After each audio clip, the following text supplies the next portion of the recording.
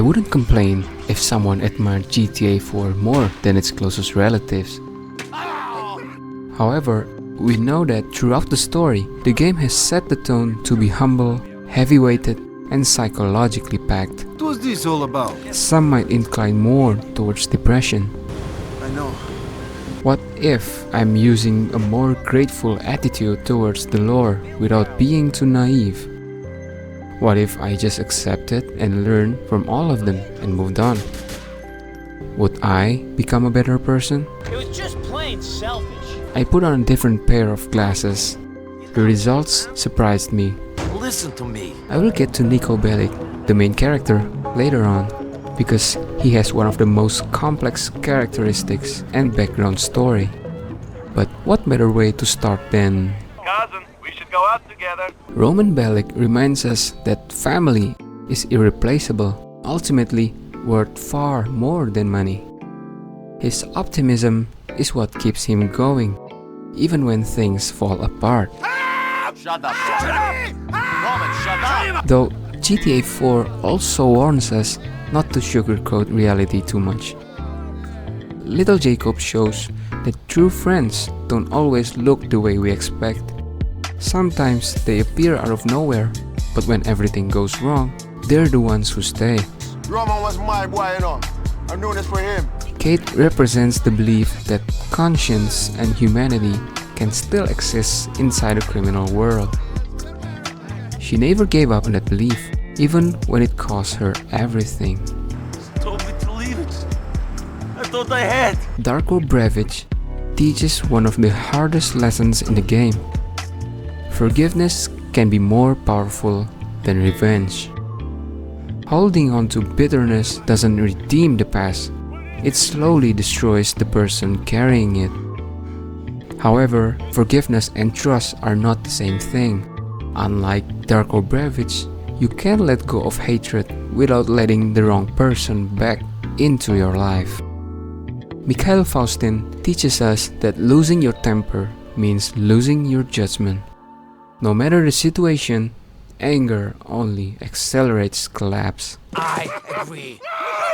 John Gravelli offers a sobering truth. Someone will always replace the kingpin. Chasing absolute control only leads to nothing, even when you seem to have everything. People are so damn vain. Some people. All people. Even you, even me, an old man facing the end. Jimmy Pegorino shows how leadership can fail when you surround yourself with the wrong people. There he is! Welcome to the War Council, my boy. Sometimes it's not about bad intentions, just bad timing, bad judgment, and refusing to let go. You get close to your dream, then something holds you back. And finally, Phil represents a quieter kind of wisdom, staying calm, keeping a low profile, and knowing when to not be the loudest person in the room. Well, I've given you my advice, Peg. You do what you think is best. It is a smart move, I would say. The patient wolf gets his meal. Now let's talk about Niko. He is a different beast. We all know that we cannot change the past. Niko carries a heavy burden from back in the day. Undoubtedly, he has one of the darkest pasts of all GTA characters. Paying the consequences does not mean we have to go back to it. We still have the choice in our hands to decide what happens now and later. It will all be an amazing tale to tell. Just like how us players fell in love with this game at the first place. I would like to highlight the occurrence of Darko and Dimitri. We should not mistake forgiveness and trust as the same thing, as well as bitterness and dignity. We should avoid bitterness to stack up inside our hearts. Bitterness can be an excuse for someone to choose revenge, missing out the benefits of forgiveness, and merely validating their emptiness. Pardon me. It made me cold. While money can be the excuse for someone to sacrifice dignity, they are more vulnerable to betrayal. I learned a lesson. I learned that people don't change. Both are dangerous. In Darko's case, I would personally recommend Nico to forgive him. While nothing has changed on the surface, Nico has released a tremendously heavy burden from the back of his neck for years. You did the right thing, Nico. It is not often that a man can be sure of that. You definitely did the right thing.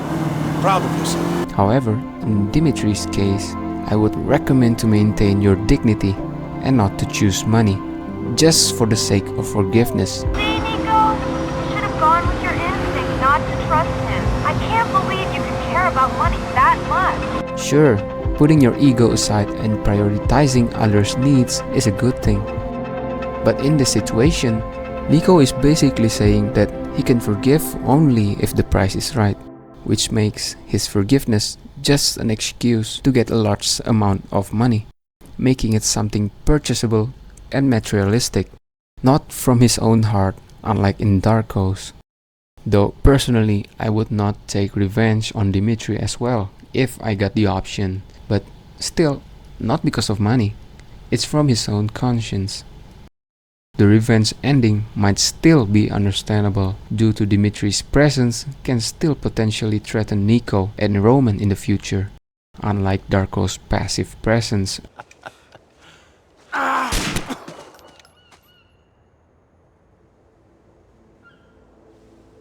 Beyond its characters, GTA 4 also uses Liberty City itself as a teacher.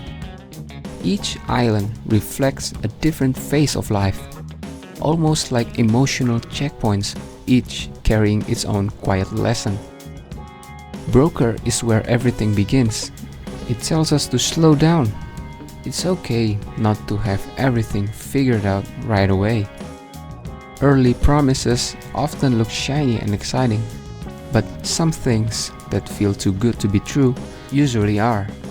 Broker reminds us to stay grounded at the start of any journey.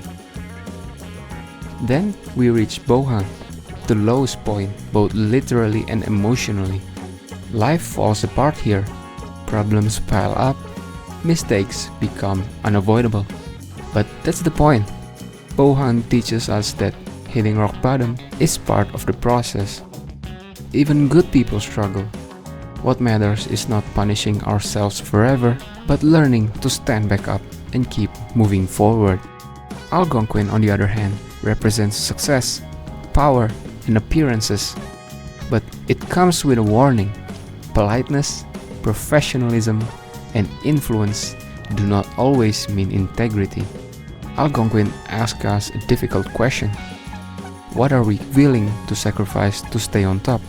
It reminds us to protect our morality or risk becoming hollow beneath all the bright lights.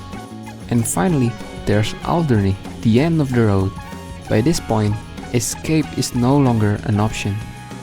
The only way forward is to face the truth, admit our weaknesses, and let go of the past. Yes. Just like the final moments of the story, Alderney teaches us that closure doesn't come from running. It comes from acceptance. What did I do? So, when people say GTA 4 is the darkest entry in the series, they're not wrong. But the special and optimistic approach that only GTA 4 might have is that it's incredibly honest about what life actually feels like. When promises fail, when people disappoint us, and when the past refuses to stay buried. Because beneath the violence, the cynicism, and the weight of consequence, GTA 4 quietly offers something rare and valuable: clarity. It teaches us that forgiveness is not weakness and it cannot be bought. Trust must be earned, not hoped for. Dignity is more valuable than money, and bitterness is far more expensive than we realize. I thought that revenge, that killing Darko, might fill me up a bit, might give me some substance. And it hasn't? No, it hasn't. Does that make you happy? And most importantly, while we cannot undo who we were, we still have control over who we choose to be next. Niko Bellic doesn't get a happy ending, but he gets something far more realistic: the chance to stop running. We won! And maybe that's why GTA 4 still lingers after all these years. Not because it made us feel powerful, but because it respected us enough to let us reflect, learn, and move forward with a little more awareness than before, which is something to look for optimistically. Let me know what you think about GTA 4. Is it optimistic, realistic, or it just makes you feel bad or makes you feel good? Thanks for watching. Bye bye.